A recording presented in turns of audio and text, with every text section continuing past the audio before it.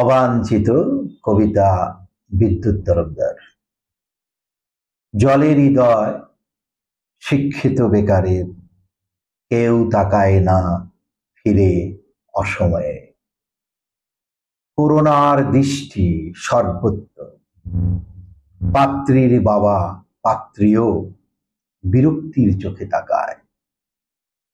আত্মীয় স্বজন ভাবে